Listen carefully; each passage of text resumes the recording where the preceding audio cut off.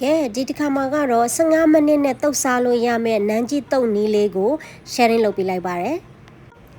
ဒီလိုမွန်းဖက်6ကိုသုံးမယ်ဆိုလို့ရှိရင်တော့တရက်လောက်ကြိုပြီးတော့ရေစိမ်ထားဖို့တော့လိုအပ်ပါတယ်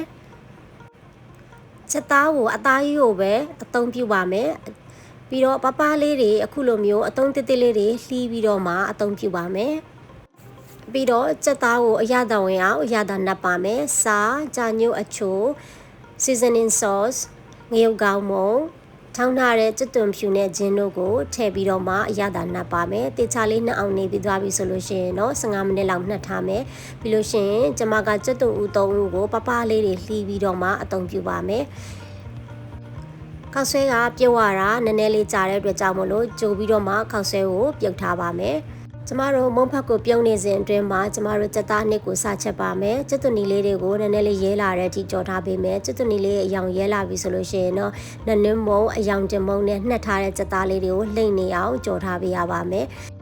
ကျမကဒီညမှာစက်သားကိုခက်လေးလေးရတာရချင်တဲ့အတွက်ကြောင့်မို့စားလေးနည်းနည်းထပ်ထည့်ခဲ့ပါတယ်မိမိကငမ်ပြားကြီးစားရဲဆိုငမ်ပြားကြီးလည်းသုံးလို့ရပါတယ်နော်ရေလေးနဲ့ငယ်ထပ်ထည့်ပြီးတော့မှရေခမ်းနေအထိစက်သားကြက်တီတီချက်ပေးထားရပါမယ်တစ်ဖက်မှာလည်းခောက်ဆွဲဖက်ကရပြီဆိုတော့ရေကိုတုံပစ်ပြီးတော့မှရေစစ်ထားပေးရပါမယ်အခုဆိုလို့ရှိရင်စက်သားကရေလည်းခမ်းသွားပြီစီလည်းပြန်လာပြီဆိုလို့ရှိရင်ဒီနေရာမှာမိမိကအရသာကိုမြည်ကြည့်ပါပြီးလို့ရှိရင်အပေါ်အငံကိုမိမိကြိုက်နေတဲ့တလို့ adjust လုပ်ပြီးတော့မှ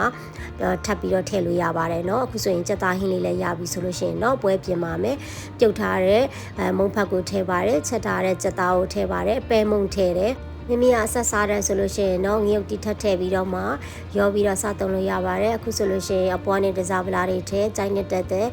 ကျွတ်သွန်မိန်နနမင်းတမယာရီတို့နဲ့တွဲဖက်ပြီးသုံးဆောင်လို့ရပါပြီနော်ဒီနေ့လေးဆိုလို့ရှိရင်ဖြင့်15မိနစ်လောက်ရှိအောင်နဲ့အရသာရှိတဲ့နန်းကြီးတုပ်တစ်ပွဲကိုလှုပ်ဆောင်လို့ရတဲ့နီးလေးပဲဖြစ်ပါတယ်အားလုံးကိုကျေးဇူးတင်ပါတယ်See you in next video. Thank you. Bye bye.